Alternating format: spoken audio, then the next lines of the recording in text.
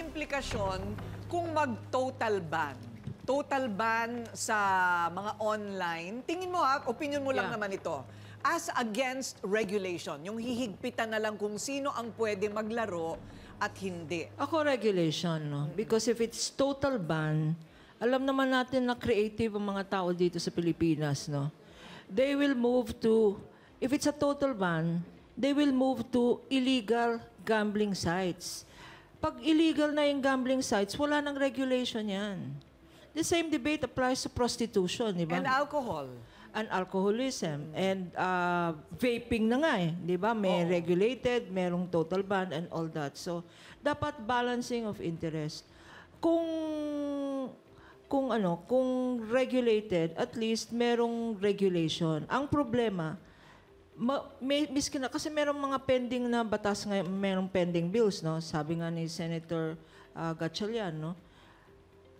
Regulation ng senator, ang Senate, regulation sila because nakakatulong.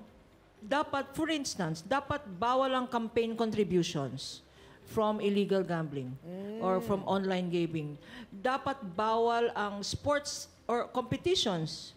Bawal yan sa batas, sa draft bill, no?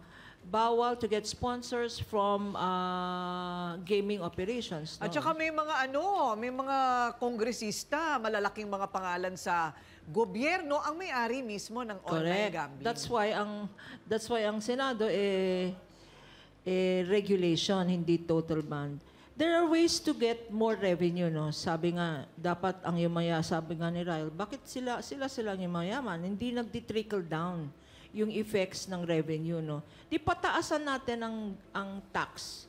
We should tax the revenues from online gaming operations, no? At the moment, 10% lang. Dapat taasan natin. More than that, siguro, ilagay natin sa context, no?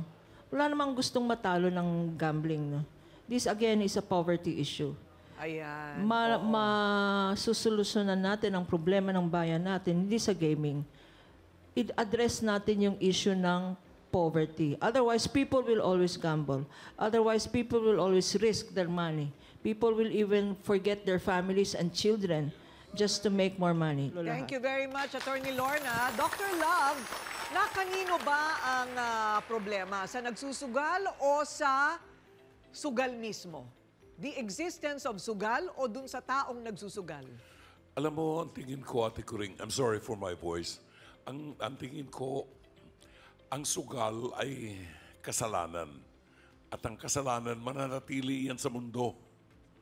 Kung tayo na may katawan ay igagrab ang kasalanan kagaya ng ginagawa ni Chabelita, hindi, ang kasalanan nandyan Pero bakit ka papasok? Kanina pa namin, Chabelita, sorry kanina pa namin pinakikinggan ang sinasabi mo, wala kang binabanggit tungkol sa mga anak mo.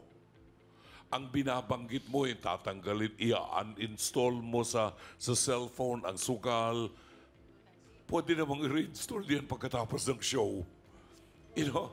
Alam mo kung paano magsugal, hindi mo alam kung paano sumuporta sa mga anak mo. Hindi pera ang kailangan ng anak mo. Anak, makinig ka. Hindi pera ang kailangan ng anak mo. Ang kailangan nila, ang panahon mo sa kanila na maramdaman nila merong nanay sila. At ikaw yun. Pero mas marami kang panahon sa sugal, kuneho ka. Saan ka kumukuha ng perang pansugal, wala kang pambili ng pagkain ng anak mo. Ito nag-aalaga ng anak mo, malayong kamag-anak mo na. Hindi balik ko nanay mo yan.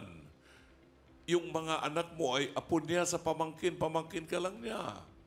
So, nawawala yung moralidad sa atin. You have a moral responsibility.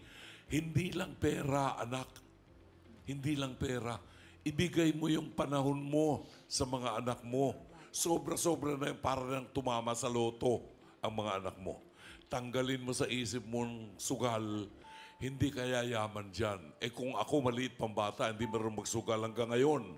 Wala akong alam na sugal, miski bingo. Miski mahjong, wala. Tinan mo ang buhay ko. At dito pa rin. Tatrabaho pa rin. Ikaw pa. Di ba?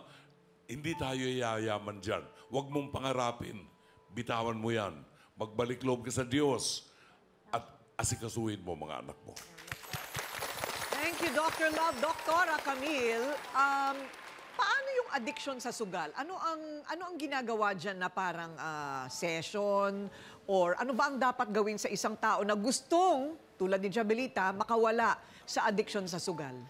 Usually, Ate Coring, ang nangyayari kasi dito, tinitignan muna kasi kung merong genetic predisposition. Meaning to say, tatandaan niyo po na ang gambling, addiction, yan po ay namamana.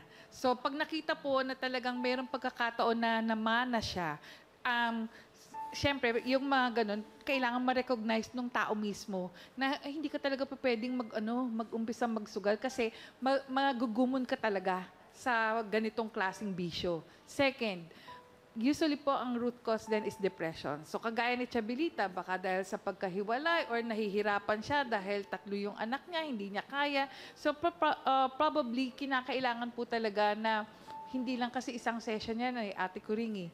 Talagang kinakailangan ma-realize niya na after dito sa face-to-face, tapos siya, na-delete na niya, meron po kasing tendency na talagang yung proseso ba na paano kung yung cravings babalik. Lalo na kung halimbawa, nakakuha siya ng pera ngayon, meron siyang 500 or 1,000. Sana may magko-control o may magmo-monitor. Paano kung walang magmo-monitor? Ang daling i-install uli yung pagsusugal na yan. So, importante po talaga yung ganitong tinatawag natin, yung continuity hypothesis. Kasi may mga pagkakataon, pag natalo ka sa sugal, pati panaginip mo, iniisip mo na kung paano ka babawi. So, dapat wag kang umabot sa ganun dahil kasi ito na yung umpisa na pwedeng magkaroon ka ng addiction. Ayan.